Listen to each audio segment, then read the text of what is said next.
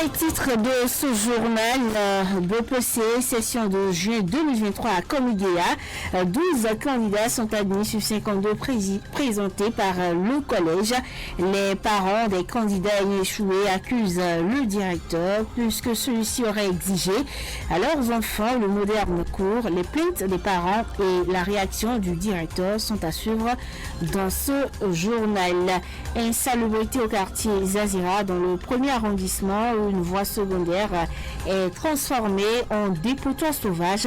Nous sommes allés faire le constat et ce sont les populations elles-mêmes qui sont à la base de ce fait. Vous suivrez les précisions.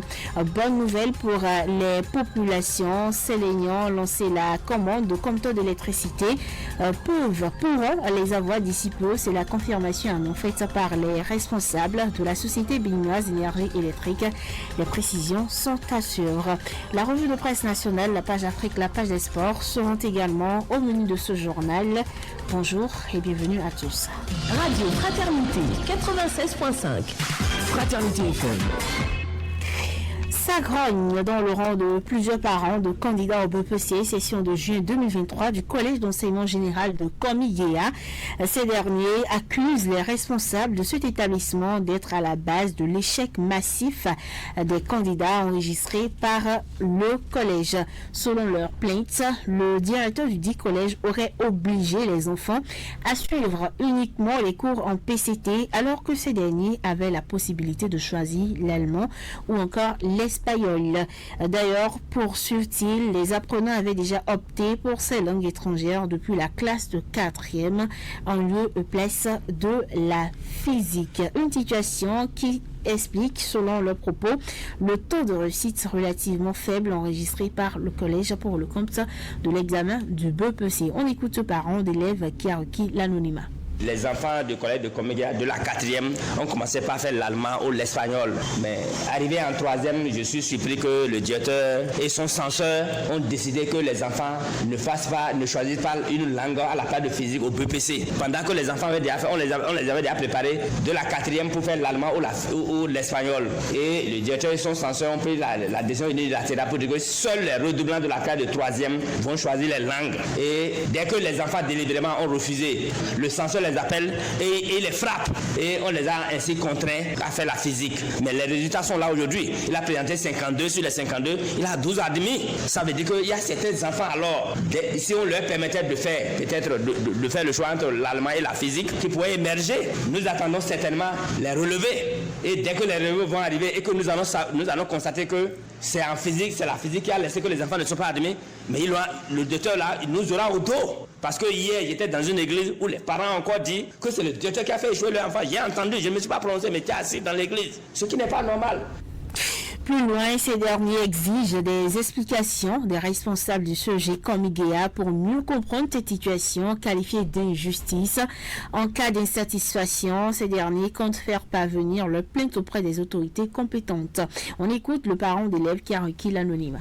Que le docteur nous sorte le test qui a dit que tous les passants ne doivent pas choisir une langue, que c'est forcé la physique, ce qui n'est pas normal. Moi, je vois que c'est une injustice. Je sais que la décision du ministère était venue en son temps pour dire voilà que c'est comme ça devait être. Mais finalement, peut-être que le directeur ne s'est pas renseigné. Finalement, une autre décision est venue pour dire non, de laisser libre cours aux enfants. Mais en tant que chef d'établissement, il devait être quand même à la hauteur des informations pour mettre les enfants à l'aise. Aujourd'hui, les résultats sont là. Moi, je suis parent d'élèves de ceux de Komigéa. Je ne suis pas d'accord. Je suis aussi un enseignant. Je ne suis pas d'accord. Et j'ai déjà rédigé la plainte. Je suis prêt à aller me prendre jusqu'au ministère. Je veux déposer la plainte ce matin à la direction départementale. Si je ne suis pas satisfait, je peux aller jusqu'au ministère parce que c'est une injustice. La façon dont il a traité la population de Komigéa, ce n'est pas normal. Il doit savoir que parmi les enfants, il y a des enfants qui ont des parents intellectuels. C'est pas tout le monde qui est paysan. Mais si tout le monde était paysan, est-ce que c'était normal de profiter de leur ignorance pour faire des choses comme ça? Le CEG de Boko à côté, le directeur n'a pas fait ça. La belle preuve, il a présenté un grand nombre de candidats. À peine, j'apprends que c'est 4 qui ont échoué. Parmi les candidats, beaucoup ont fait les langues. La période de faire les langues. Pourquoi c'est lui qui ne sorte alors l'arrêté qui lui a permis, lui, dans le Bénin au CEG de Komigéa, qui a dit aux les enfants passants de la 3e doivent faire obligatoirement la physique? Rapproché, le directeur du CEG Komigéa tente de justifier la situation qui, selon lui, n'a aucun impact sur les résultats enregistrés. D'ailleurs, Nassirou Mama s'inscrit en faux face à ces allégations et précise que le parent en question avait préalablement signé la fiche de choix de filière de son enfant. Il rassure par ailleurs que l'administration n'a jamais contraint les candidats au choix de la PCT à composer au BPC. Nassirou Mama, directeur du CEG Komigéa, qu'on écoute au micro de Epiphane Chabi.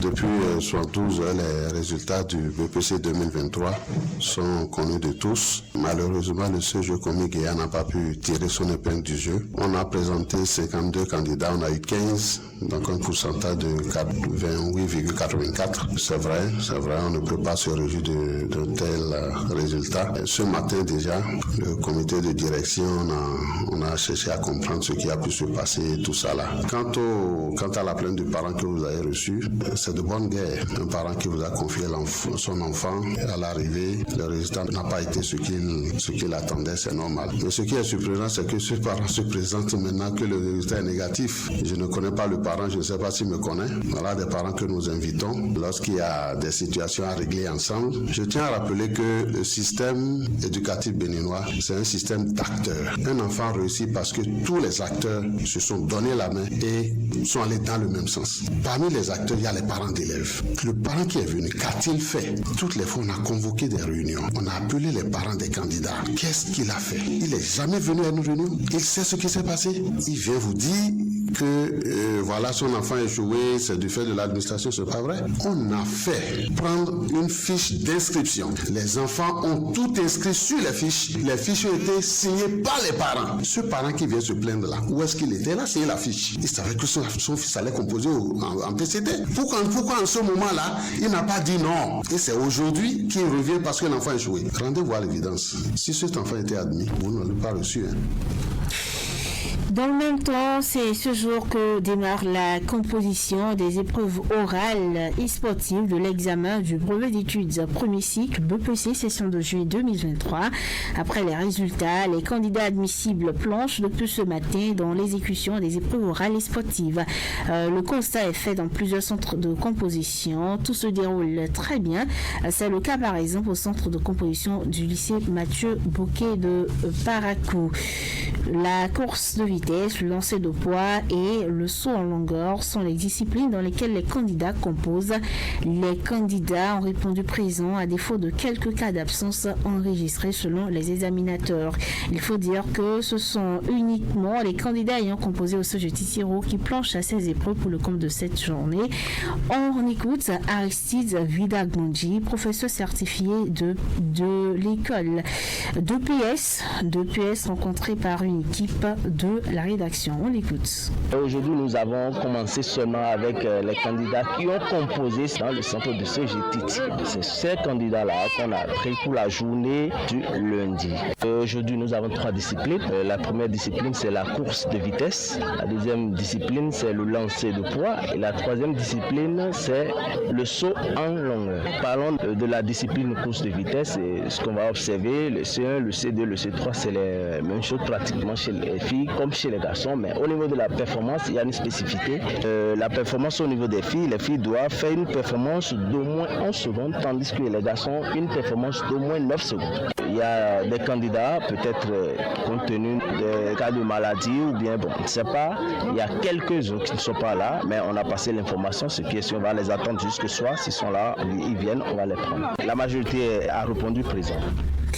Du côté des candidats, ils se disent satisfaits des épreuves qu'ils ont composées. Ces candidats qui ont déjà exécuté l'épreuve de sport apprécient. On écoute Ridouane Ayelan, un candidat admissible au BPC session de juin 2023. Je suis admis, je suis venu passer les épreuves de l'oral et de l'EPS aussi. Et je trouve les épreuves sont abordables. On a fait déjà l'EPS, on a fait le lancer de poids, saut en longueur et course de vitesse. Bon, j'ai eu un peu de difficulté à courir et à soulever le poids. Bon, il reste l'épreuve de l'oral seulement avant de rentrer à la maison. On parle toujours BPC, mais cette fois-ci une page noire de cet examen. Il devait prendre part depuis ce matin aux épreuves orales et sportives de l'examen du BPC 2023, mais cela n'arrivera jamais. Plusieurs candidats admissibles à cet examen national ont trouvé la mort ce dimanche dans un tragique accident à Lagos, au Nigeria. Ces apprenants béninois formés au Nigeria et admis au BPC 2023 étaient en route pour le Bénin afin de faire face aux épreuves orales. Malheureusement, ils ne viendront plus à destination car le bus de 18 places, selon plusieurs médias, est entré en collision avec un autre camion dans la région de Badagry à Lagos. Bilan, 13 béninois dont ces candidats au BPC seraient décédés, dont le professeur délégué par l'administration pour les suivre. Les apprenants victimes seraient tous originaires de la commune de Soava.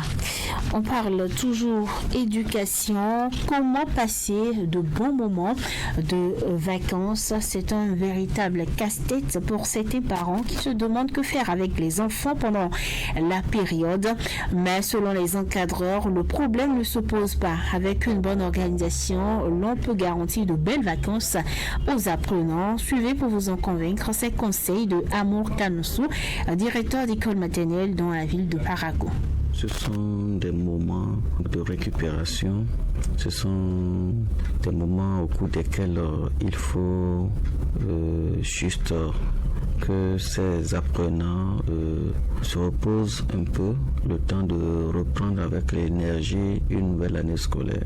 Mais au cours de cette période, il ne faut pas les laisser à eux-mêmes, il faut les occuper. Les occuper ne voudrait pas dire forcément qu'il faut les soumettre à des activités qui sollicitent encore leur internet, mais plutôt à des activités beaucoup plus ludiques et qui développent bien sûr leur intelligence. Quand je me préoccupe de tout petits enfants, c'est des moments aussi où il faut inscrire ces enfants dans des métiers. Ça peut vous paraître bizarre. Vous pouvez inscrire vos enfants dans des galeries d'art, voyez-vous, pour développer des talents. Ce sont des réflexes que nos parents n'avons souvent pas. Nous pensons que oui, une fois que les enfants sont en vacances, il faut les maintenir à la maison un moment et les inscrire après au cours des vacances et paf, les rentrées sont là, on reprend. Non. En plus d'initier les enfants à des activités qui développent leur intelligence, il faut prendre soin de ces derniers, souligne l'éducateur. Reçu dans l'émission À tout drôle de ce dimanche, l'invité propose aussi des voyages et bien d'autres idées. Suivez Amour Kanoussou, directeur de l'école maternelle publique Alberca de Parakou. Nous sommes en train de travailler une période sensible, une période de pluie. Oui, il faut également prendre soin des enfants pour préserver leur santé. En ce qui concerne les enfants, les tout petits enfants de la maternelle, je me souviens bien la veille des vacances, les parents me disent quel cahier faut-il pour mon enfant pour les occuper à la maison. Je dis offrez-leur autant de moments pour qu'ils puissent jouer, qu'ils jouent suffisamment. Le jeu est l'activité principale des enfants. C'est à travers le jeu qu'ils se développent et forgent leur intelligence. Donc, offrez-leur des moments de jeu. Offrez-leur des jeux ludiques, des jeux éducatifs. Et vous verrez, à la reprise, ils seront des enfants éveillés. Les moments de vacances sont des périodes de détente. Et quand on parle de détente, c'est qu'on puisse permettre à ce que l'enfant puisse éclater un peu. Des petites promenades à travers la ville, à la découverte de grands livres, de la nature.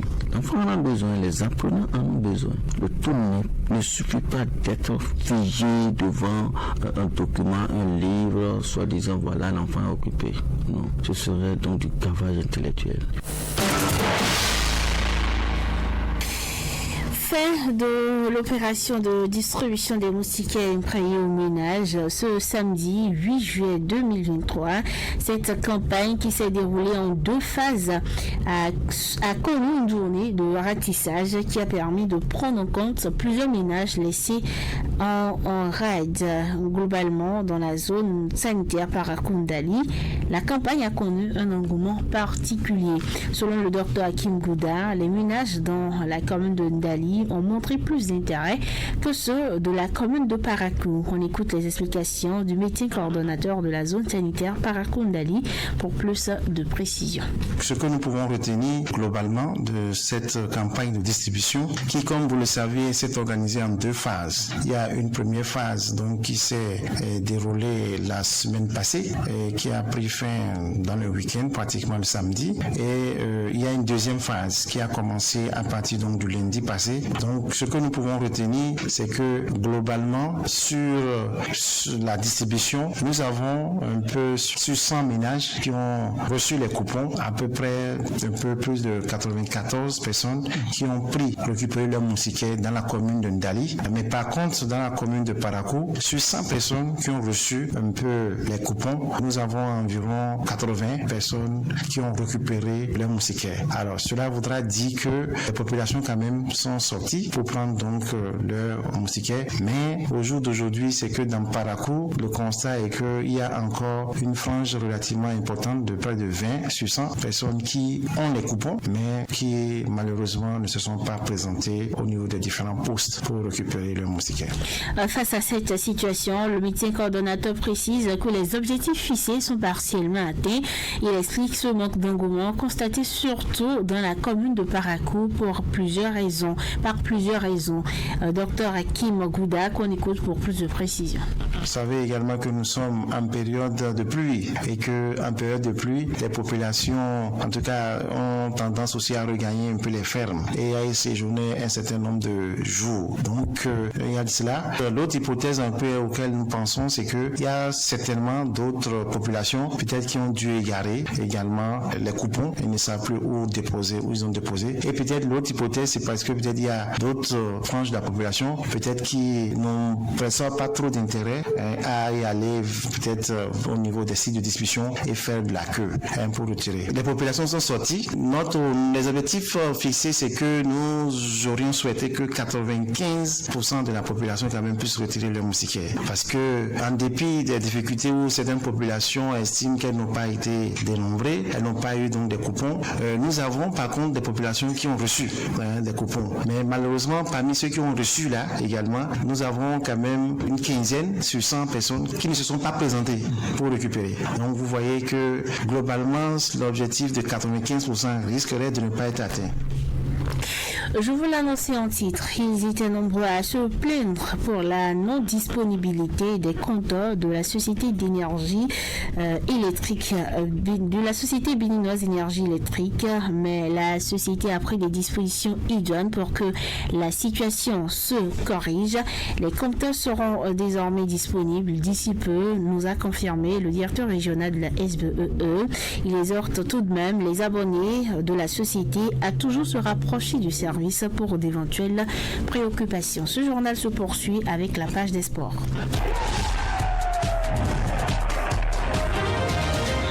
Les sports, c'est avec Voroné Soglo. Bonjour.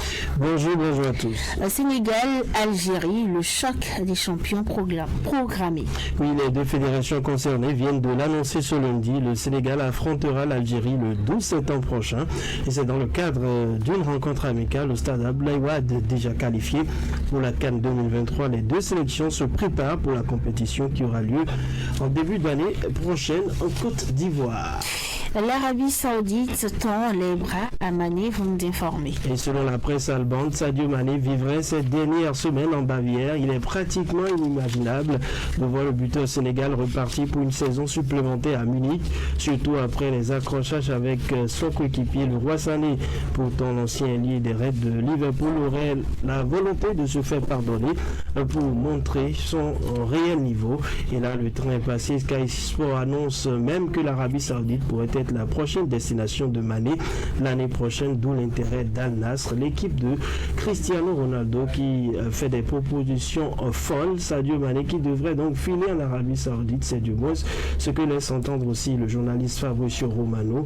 Al Nassr qui va faire sauter la banque pour attirer le double ballon d'or africain et également vice-ballon d'or mondial, le numéro 17 du Bayern bénéficiera au même titre que Cristiano Ronaldo, donc d'un salaire de 200 millions d'euros plus exactement. Il s'agit de 180 millions plus 20 millions d'euros de bonus, ce qui nous fait environ 132 milliards 163 millions 797 500 francs CFA. C'était les sports, la page Afrique après cette pause.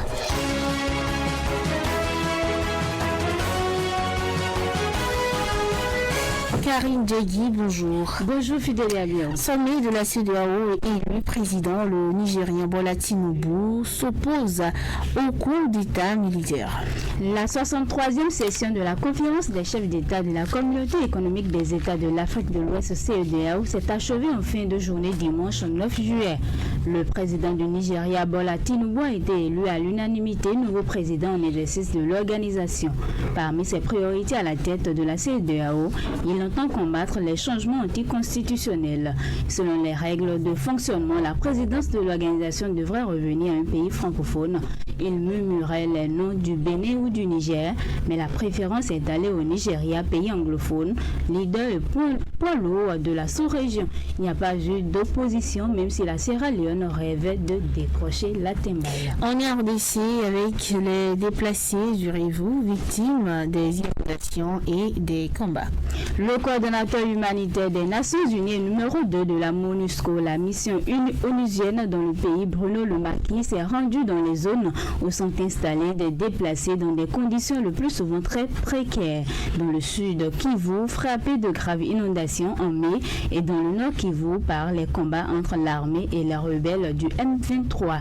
Les Nations Unies appellent à relocaliser les déplacés de Calais un peu plus de 2 mois après les pluies diluviennes de mai et les glissements de terrain qui avaient fait près de 500 morts et plus de 350 blessés dans ce territoire du sud Kivu, dans l'est de la RDC. Le coordinateur humanitaire des Nations Unies a visité samedi le village sinistré de Bouchouro.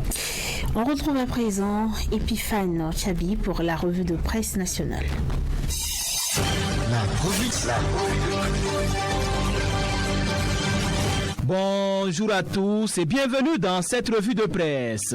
Ils sont 83 755 candidats déclarés admissibles au BEPC transitoire de 2023 sur un effectif de 121 016 présents, soit un taux d'admissibilité de 69,21%. Plusieurs départements ont dégringolé au classement comparé à 2022 selon Bénin Intelligent, qui rappelle que le Zou soit premier avec 79,36% d'admis et renvoie le Borgou champion en 2022 à la 6e place. Il est suivi des collines selon Daibi Info avec 78,92% et la Libori ferme la marche avec 54,90% selon les résultats officiels dévoilés par le directeur des examens et concours du ministère des enseignements secondaires techniques et de la formation professionnelle. Les candidats porteurs du handicap ont tiré massivement eux aussi leur épingle du jeu, souligne le CADA, qui rappelle que chez les amblyopes, le taux de réussite est de 88,67%, soit 13 candidats admis sur 15. Les malentendants, selon le journal, font moins de performances avec un taux d'admissibilité de 65,22% de leur côté. Malgré un taux d'admissibilité en hausse de 2,75% par rapport au BPC 2022, 7 départements ont dégringolé dans les performances. À commencer par le Borgou qui a perdu sa première place occupée en 2022 pour passer à la 6e place au plan national cette année avec 71,34%, précise le Télégramme. Le Zou fait une ascension fulgurante et passe de 7e en 2022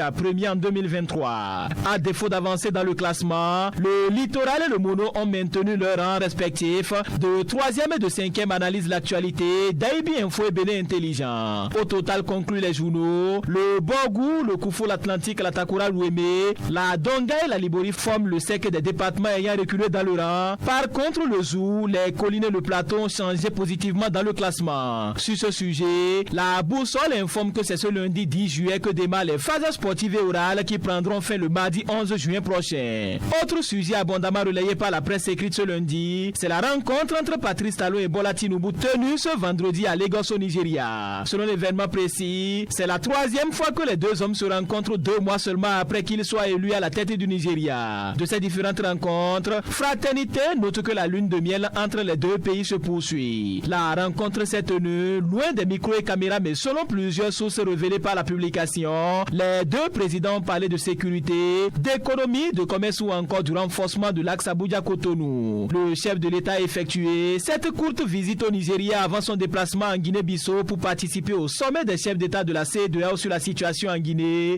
Au Mali, au Burkina Faso, fait savoir Dynamisme Info, l'actualité, le Télégramme et bien d'autres publications. Et justement, parlant de ce sommet, le matinal nous informe qu'en marge, les présidents des pays membres de l'Union économique et monétaire ouest-africaine se sont réunis le samedi 8 juillet pour un sommet extraordinaire. Le 10 sommet s'est conclu par la décision d'une réintégration du Mali et des discussions sur la refonte des statuts de l'UEMOA, révèle le Canard. Mais la rencontre n'a pas conduit à l'adoption des réformes, informe l'événement précis qui note que le président Patrice Talon, présent à ce sommet, a exigé des préalables avant le vote. Le président béninois a déclaré qu'il n'est pas possible de faire des réformes sans revoir la copie et il a souhaité une étude approfondie des propositions. Pêle-mêle dans cette revue avec la nouvelle tribune qui revient sur les confidences de Olivier Bokor sur son éventuelle candidature à la présidentielle de 2026. Sur ce sujet, le journal renseigne qu'il désapprouve le comportement des personnes qui sont en train de susciter sa candidature. Il faut les mettre en garde. Est-ce que je leur ai demandé que je veux être candidat, s'indigne Olivier Bokor, repris par le Canard. Sur ce même sujet, Dynamisme Info placade à sa une. Succession de Patrice Talon après les réactions de Wadaye et de Olivier Bokor, qui peut maintenant oser lever le petit doigt à la mouvance.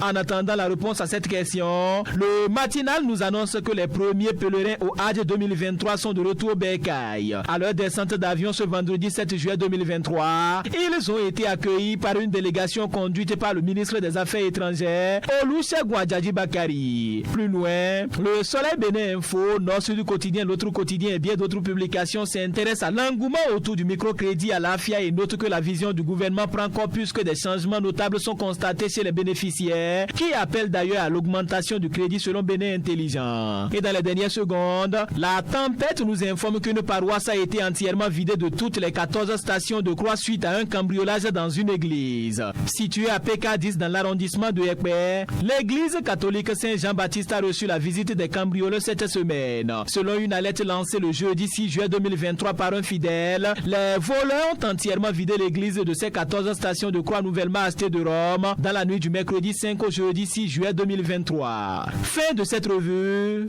Merci de m'avoir suivi. C'était la revue de Ce sera tout pour ce journal. Merci de nous avoir suivis. Devant ce micro, je suis Fidélia Biaou. Mandela Tiobi a assuré la réalisation. On s'y président. Merci beaucoup, Fidélia. Ça fait la deuxième fois qu'on vous reçoit dans le disque. C'est toujours un grand plaisir pour nous de vous avoir. Avant de partir, on va faire un petit jeu. On fait un jeu tous les matins à la